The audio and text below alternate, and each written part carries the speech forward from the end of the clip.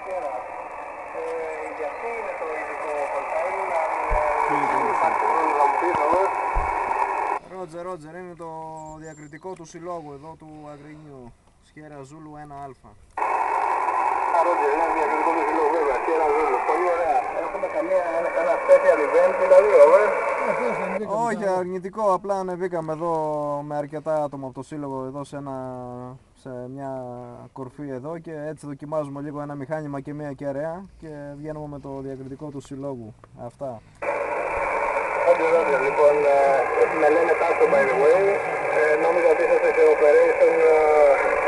Είπα να μην επεκταθώ σε λεπτομέρειες, είμαι στην πόλη της Αττικής αυτή τη στιγμή. Κάνω συχνά μόνοι του. Ωραίο το τέτοιο πες, το Γιάννη του Μάκη να φτιάξει ζωγραφιά εκεί στο τέτοιο. Πες το ωραία ζωγραφιά στο Εσβηνέα. Το μηχάνημα ακριβώς δοκιμάζεται. Πάντως φαίνεται πάρα πολύ καλή εκπομπή σας, έχει πολύ ωραίο όντιο και το μετά μια χαρά. Εγώ δεν μιλάω με ένα κοίτα μαστρού και καμιά παλιά βάση. Το Γιάννη Μάκη, εγώ. Έλα, πάρε. Έγινε Τάσο εδώ ένα Icon με 9-10 και μια 7 Element είναι που δοκιμάζουμε. Ωραία ζωγραφιά στο Εσβηνέα, Τάσο. Λοιπόν, εδώ είναι και ο Delta Papa India. Λέει για τη ζωγραφιά εδώ στο Εσβηνέα, το εξώφυλλο.